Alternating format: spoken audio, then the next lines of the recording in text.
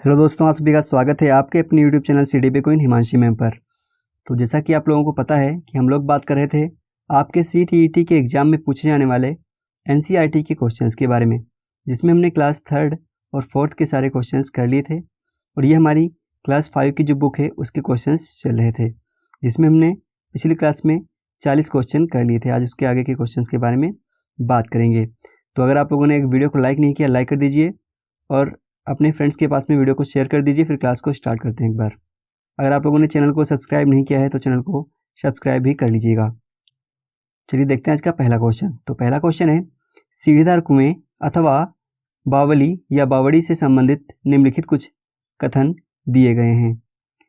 उपयुक्त में से कौन से कथन सही हैं? ये आप लोगों को बताना है कि इनमें से कौन कौन से कथन सही हैं। पहला ऑप्शन है, वे जल भंडारण तथा संरक्षण की पारंपरिक व्यवस्था हैं।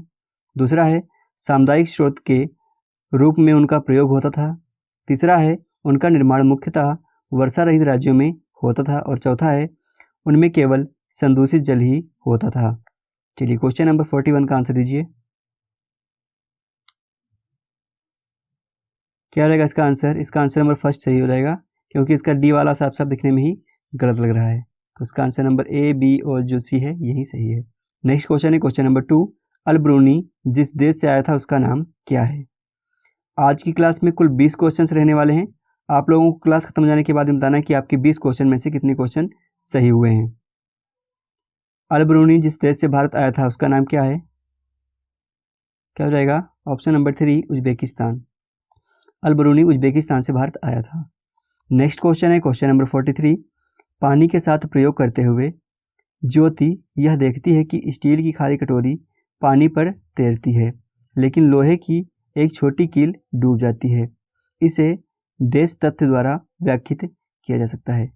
बहुत अच्छा क्वेश्चन है। ऐसे क्वेश्चन आपके सीटीईटी पेपर में हमेशा से बनते हुए आए हैं। चलिए बताइए इसका आंसर क्या रहेगा 43 का। ऑप्शन नंबर फर्स्ट है, लोह पानी की तुलना में भारी है और स्टील पानी की तुलना में हल्का है। दूसरा है, लोह पानी की तुलना में हल्का है और स्टील पानी की तुलना में भारी है। तीसरा है, स्टील की कटोरी पर लगने वाला बल उसके भार की तुलना में ज़्यादा है, जबकि लोहे की कील पर लगने वाला बल उसकी भार की तुलना में कम है। और चौथा है, लोहे की कील पर लगने वाला बल उसकी भार की तुलना में ज़्यादा है, जबकि स्टील की कटोरी पर लगने वाला बल उसकी भार की तुलना में कम है। चलिए बताइए, एक कटोरी जो होगी, स्टील की एक कटोरी जो होती है वह पानी में तैरती रहती है, जबकि एक छोटी सी कील अगर पानी पर डाल देंगे आप, वह डूब जाती है। ऐसा क्यों होता है? चलिए क्वेश्चन नंबर 43 का आंसर दीजिए।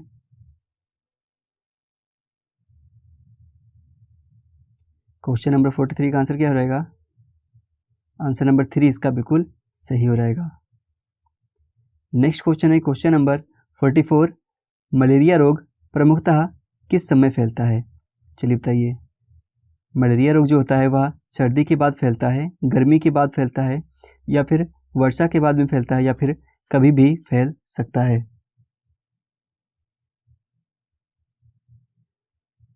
क्वेश्चन नंबर 44 का आंसर दीजिए।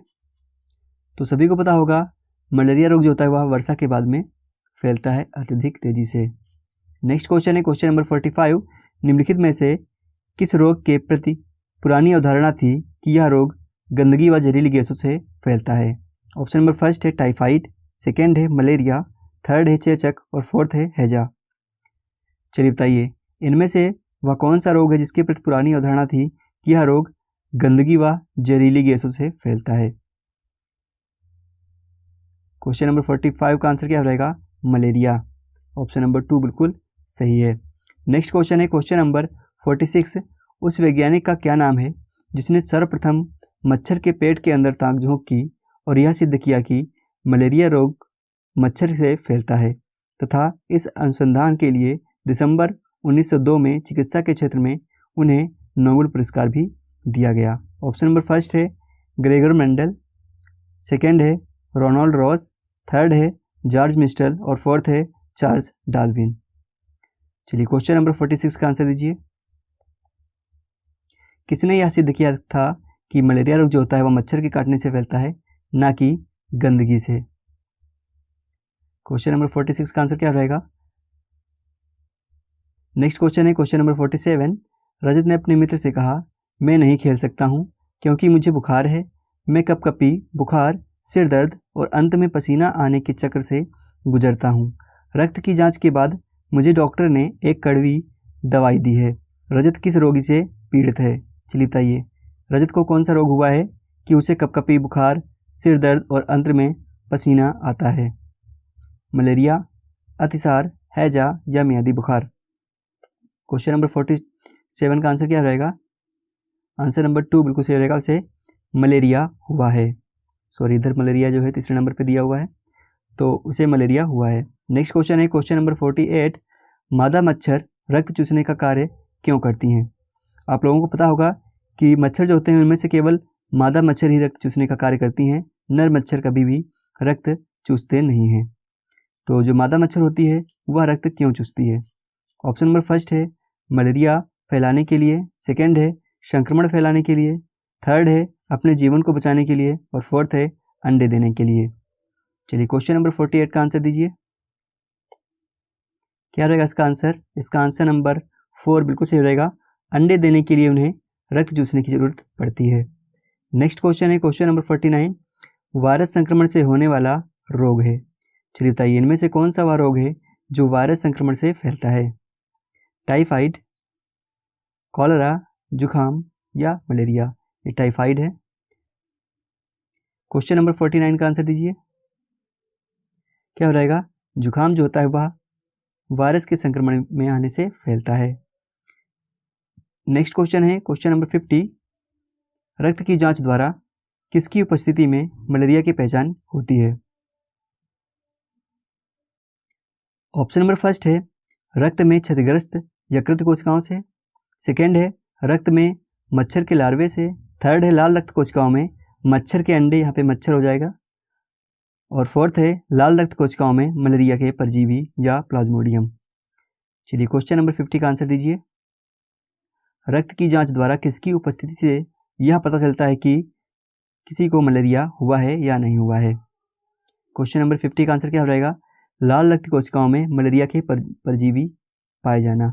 नेक्स्ट क्वेश्चन है क्वेश्चन नंबर 51, छोटी माता एवं रेबीज रोग का कारण होता है? वायरस, बैक्टीरिया, प्रोटोजोआ या निमेटोड? चलिए बताइए, स्मॉल पॉक्स जो होता है वह किसके कारण होता है? क्या हो रहेगा इसका आंसर? क्वेश्चन नंबर 51 का आंसर 1 हो जाएगा, वायरस से फैलता है छोटी माता रोग। नेक्स्ट क्वेश्चन है क्वेश्चन नंबर 52, निम्नलिखित में से कौन सा मच्छर से होने या फैलने वाले रोगों का समूह है? चलिए बताइए, बहुत ही अच्छा क्वेश्चन। ऑप्शन नंबर फर्स्ट में है हैजा और डेंगू मलेरिया, सेकंड में है चिकनगुनिया और डेंगू मलेरिया, थर्ड में है चिकनगुनिया, हैजा, मियादी बुखार, और फोर्थ में है चिकनगुनिया, मलेरिया और मियादी बुखार। चलिए बताइए, इनमें से वह कौन सा समूह है जिसमें सारे रोग जो है मच्छर के काटने से फैलते हैं? कौन सा हो जाएगा? इसका आंसर नंबर 2 बिल्कुल सही रहेगा, चिकनगुनिया, डेंगू, मलेरिया। यहाँ पे कॉमा लगा होगा। नेक्स्ट क्वेश्चन है क्वेश्चन नंबर 53, महिलाओं के रक्त में हीमोग्लोबिन का सामान्य मात्रा कितनी होती है? ऑप्शन नंबर फर्स्ट है 12 से 16, सेकेंड है 14 से 18, थर्ड है 10 से 14 और फोर्थ है 16 से 18 ग्राम पर DL। चलिए क्वेश्चन नंबर 53 का आंसर दीजिए, कितनी होती है? 12 से 16 GM पर DL। नेक्स्ट है क्वेश्चन नंबर 54, निदान के पश्चात कोई डॉक्टर रोगी से कहता है कि उसके खून में हीमोग्लोबिन की कमी है, तो उस रोगी को आयरन की कमी को पूरा करने के लिए क्या क्या खाना चाहिए? चलिए बहुत अच्छा क्वेश्चन, आयरन की कमी अगर किसी को है तो उन्हें इनमें से कौन कौन सी चीज़ें खानी चाहिए? ऑप्शन नंबर फर्स्ट में लिया हुआ है हरी पत्तेदार सब्जियां, गेहूं, संतरा, सेकंड में दिया हुआ है गुड़, नींबू और मटर, थर्ड में दिया हुआ है आंवला, हरी पत्तेदार सब्जियां और गुड़, और फोर्थ में दिया हुआ है चावल, चीनी और आंवला। क्वेश्चन नंबर 54 का आंसर दीजिए, आयरन की कमी को पूरा करने के लिए इनमें से कौन सा खाद्य पदार्थ सबसे बेस्ट है? क्या रहेगा? आंवला, हरी पत्तेदार सब्जियां और गुड़। नेक्स्ट क्वेश्चन है क्वेश्चन नंबर 55, किस विटामिन की कमी से रक्त का थक्का नहीं जमता है? विटामिन के, बी, डी या फिर ए? किस विटामिन की कमी से रक्त का थक्का जो है नहीं जमता है? तो सभी को पता होगा विटामिन के की कमी से रक्त का थक्का नहीं जमता है। नेक्स्ट क्वेश्चन है क्वेश्चन नंबर 56। निम्नलिखित में से कौन से शब्द समूह आपस में निकटीय रूप से संबंधित हैं? चलिए क्वेश्चन नंबर फर्स्ट का आंसर दीजिए। पहला है लोह, मलेरिया, एनीमिया और रक्त। दूसरा है लोह, हीमोग्लोबिन, अमीनिया और आंवला। तीसरा है मच्छर, डेंगू, लोह और गुड़। और चौथा है मच्छर, मलेरिया, एनीमिया और लोह। चलिए क्वेश्चन नंबर 56 का आंसर दीजिए।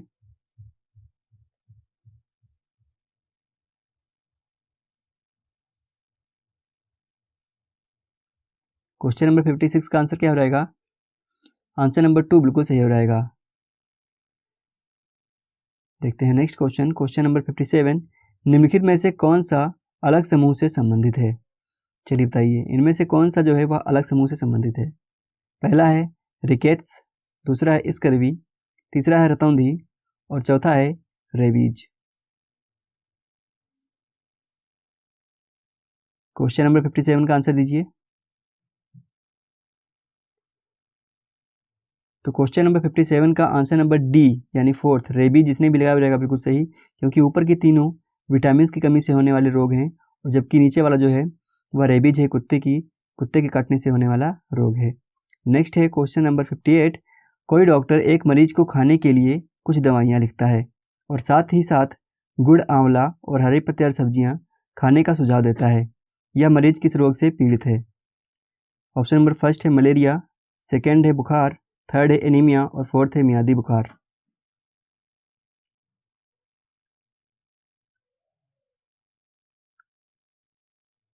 क्वेश्चन नंबर 58 का आंसर दीजिए। तो अभी हम लोगों ने किया था, क्या रहेगा इसका आंसर? इसका आंसर नंबर 3 बिल्कुल सही रहेगा, एनीमिया। नेक्स्ट क्वेश्चन है क्वेश्चन नंबर 59। माउंट एवरेस्ट का नेपाली नाम क्या है?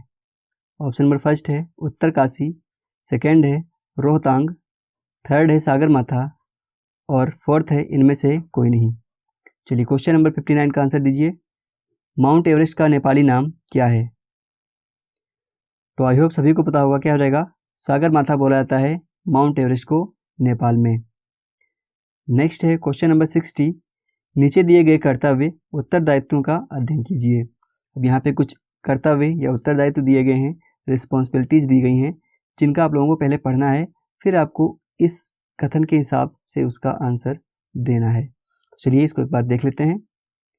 पहले में लिखा हुआ है अन्य लोगों का सामान उठाने में मदद करना। दूसरे में लिखा हुआ है पूरे ग्रुप के आगे चलना ताकि ग्रुप पीछे पीछे चले। तीसरे में लिखा हुआ है जो चल ना पाए उसे रुकने के लिए कहना। और चौथे में लिखा हुआ है साथी के बीमार होने पर उसका ध्यान रखना और सबके लिए खाने पीने का इंतजाम करना। और पांचवें में लिखा हुआ है रुकने और आराम करने के लिए अच्छी जगह ढूंढना। अब यहाँ पे जो लिखा हुआ इसके अनुसार आपको आंसर देना है। क्या लिखा हुआ है? माउंटेनियरिंग में ग्रुप लीडर की जिम्मेदारियों का उपयुक्त में से चयन कीजिए। यानी जो ग्रुप लीडर के होता है माउंटेनियरिंग में, उसके क्या उत्तरदायित्व होने चाहिए ये आप लोगों को बताना है। तो पहला ऑप्शन क्या था? अन्य लोगों का सामान उठाने में मदद करना, तो ये सही है। दूसरे में क्या लिखा? पूरे ग्रुप के आगे चलना ताकि ग्रुप पीछे पीछे चले, ये कोई अच्छा कारण नहीं है। दूसरा है जो चल ना पाए उसे रुकने के लिए कहना, ये भी सही नहीं है, अगर उसको आप रुकने के लिए बोल देंगे तो वह पीछे छूट जाएगा। और चौथा है साथी के बीमार होने पर उसका ध्यान रखना और सबके लिए खाने पीने का इंतजाम करना, यह भी सही है। पांचवा है रुकने और आराम करने के लिए अच्छी जगह ढूंढना, यह भी सही है। तो ऑप्शन नंबर बी इसलिए गलत हो गया है क्योंकि ज़रूरी नहीं कि अगर आप किसी टीम को लीड कर रहे हैं तो आप आगे आगे चलेंगे। किसी टीम को लीड करना है तो पीछे चलिए, सबसे अच्छा तरीका वही होता है कि आप पीछे चल के पूरी टीम को लीड कर सकते हैं। आपको दिखता है कि कौन क्या कर रहा है, कौन क्या नहीं कर रहा है।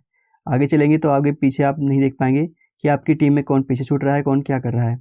तो इसीलिए ऑप्शन नंबर बी गलत हो गया। तो इसका सही कौन कौन सा बचा? ए, डी और ई। ए, डी और ई किसमें है? ऑप्शन नंबर 3 में। इसीलिए ये वाला ऑप्शन सही हो गया। तो ये थे आज के हमारे कुल 20 क्वेश्चंस। अब आप लोगों को कमेंट करके बताना है कि आपके 20 क्वेश्चंस में से कितने क्वेश्चन सही हुए हैं। और अगर आप लोगों को क्लास अच्छी लगी है तो क्लास को लाइक ज़रूर करिएगा, जिससे हमें मोटिवेशन मिलता है। और चैनल को सब्सक्राइब भी कर लीजिएगा। चलिए मिलते हैं आप लोगों को नेक्स्ट वीडियो में, तब तक के लिए जय हिंद, जय भारत।